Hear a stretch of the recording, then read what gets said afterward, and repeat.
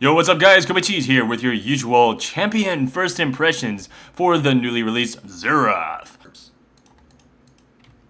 Power laning, power farming, power tanking, power kills, so many kills, 400 kills!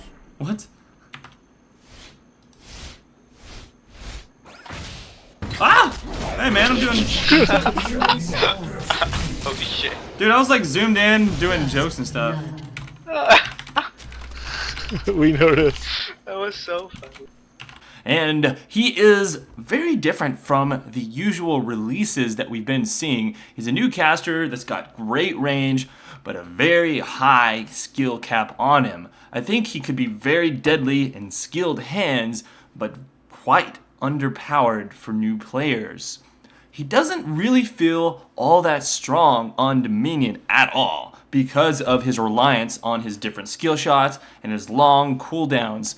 But he's pretty decent in the laning phase on Summoner's Rift because of his range and poke. So let's just kind of talk about his different abilities and how that synergizes with different game modes and with how the games are going to play out. So first of all, his Q is a fairly short cooldown, but moderate damage. It's got decent range on it though, even without using his next ability, Locus of Power. Locus of Power is interesting because it actually roots you in place. The one thing I don't like about Locus of Power though is the fact that not only does it root you in place so that you can't use it, you can't move, but it stuns you for half a second while you're going into that form where you can't do anything. So not only if you want to use your Q long range, not only do you have to wait an extra half second, but the Q itself has a charge up time. So he's just got a lot of immobile and unattack time, I guess you could say. So he's a very unresponsive champ. If you like champions that are always going to be moving around and doing abilities,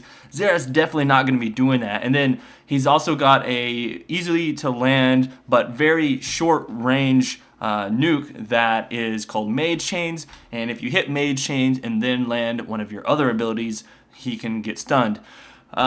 His ultimate is actually pretty good. It's kind of like using a Kog'Maw ultimate or something, but on a super long cooldown. But it's got this thing where you can use it 3 times before it goes on to cooldown. The cooldown's about 60 seconds, I believe, without cooldown reduction. And it can do quite a bit of damage if you land all 3 of them.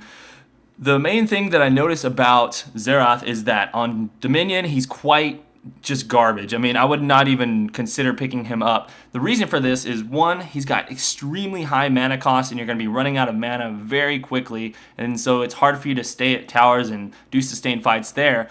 And not only that, but he doesn't burst things down very well unless he lands a full combo using his ultimate. Therefore, without his ultimate, he's basically a useless champion. And on Dominion, where cooldown is king and always having those abilities ready, Xerath just doesn't cut it. He's okay in that he can kind of interrupt people occasionally, but if you want something like that, just get Lux, because she's way better than that. And there's other champions that can get in there and do the same thing, like Kassadin. But anyways, that's a discussion for another day. So let's talk about Xerath on Summoner's Rift, where he's probably more suited. In the early game, he's going to be really good. I've noticed that you can outpoke and outrange most other champions, at least that I played against yesterday, very well. He can jump in there, shoot his Mage Chains, and then it's not too hard to hit your Q, and that's because of the fact that, the cooldown, or not the cooldown, but the charge up, it's kind of high, but you can generally lead people with it, and it's not the easiest to dodge.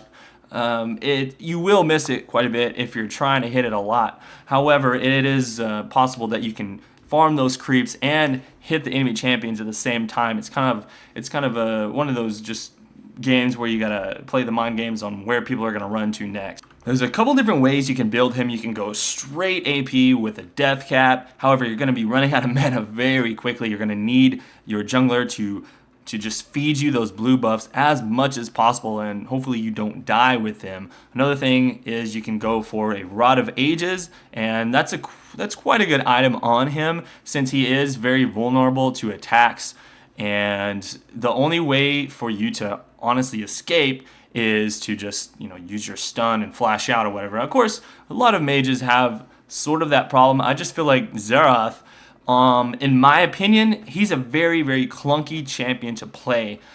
To be honest, I did not enjoy him one bit. I was very disappointed. Whenever I read about this champion, I really, really wanted to play him. He sounded so fun, but once I started getting to use him, I mean, he sounded great on paper, but actually in use, he's just not good. Like, he's got very long windups on his abilities, so it's hard to use them effectively in team fights or even just a regular one-on-one fight. He's got very short range on mage change, which makes it very rare that you actually get to use that in battle, since you're usually in the back trying to poke. You can't really go into the middle of a fight because you just stand there, so even with your locust spell on it gives you decent range, but usually when you pop your locust, they can already run out of range of you before your locust even gets able to fire, since it has such a long charge up on it. Now, he can be pretty good if he snowballs, although that's pretty hard to do unless your opponent makes a lot of mistakes. You're easily ganked, and then the fact that all the people have to do is just kind of run back left to right, and you can generally dodge most of his attacks. He is pretty good for pushing people out of the lane, but you're not always going to be able to secure a kill. You may just slowly poke somebody down to where they have to go heal, and I've done that a lot. So he's great for that, but he just doesn't have a lot of finish into his combos. Now, you probably won't be picking up many kills with Xerath either, since his damage is so low and his cooldowns are so high. But on the contrary, if you can actually get off a full combo with your mage chains and then hit a Q and 3 ultimates, well, honestly, the real combo you'd want to do is hit your mage chains and then your ultimate. Your ultimate's easier to land than your Q, and your ultimate would stun them. Then you can land your Q, then land 2 more ultimates, and then maybe a final Q, and that will do a huge amount of damage. It's just very rare that you'll really be able to do that full combo without either dying instantly from someone just coming after you, or just missing all of that stuff in the first place, since it is all skill shots and long range and long wind up times on the abilities. His inability to be mobile is a really big hindrance in my opinion. It makes for gameplay that is just honestly not fun. Having to push W just up and then try and push Q and then more charge up time, it's just it feels really clunky. Like, you want to keep pushing all of your abilities, but you can't push all your abilities. You have to wait for the whole cast time on it. It feels like I'm playing World of Warcraft in League of Legends, and that just doesn't mix very well. So the problem is that you get stuck in position a lot of times, and it's very unwieldy. It would be nice if I could actually right click to move out of the locus of power, but you have to push W again to start moving again. So a lot of times people get away because you stop moving, or people can chase you down and it's hard for you to get away. The speed buff doesn't last very long after you get out of the locus of power. I think a better way they could have done it is they should have made it so that when you push W, you can instantly start casting, but you can't get out of locus of power for another like half a second, and then you can right click to get out of locust power rather than have to push W again. I think that would make it a little more usable, but as of right now, it does not feel good at all playing it.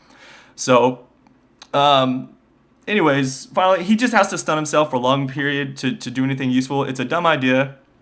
My final thoughts for him are that I can see some top players doing fairly decent on him. However, I really don't feel he's a strong pick right now. If you want a champion with long range and reliable stuns and like good damage, just pick Brand. Like, Brand has pretty much the same range as him, but and more mobile. So like, it's obviously not as long whenever he pops his locus of power, but Brand can get in there and he's pretty good range on some of his abilities, and then he can jump out and his damage is way higher than Xerath. So that's just one example anyways, and so I feel like he's really outshined at the moment, and at the same time he's not fun to play. Like, for example, last week I was talking about Riven was kind of weak, but she was super fun to play. Well, Xerath is kind of weak and not fun to play.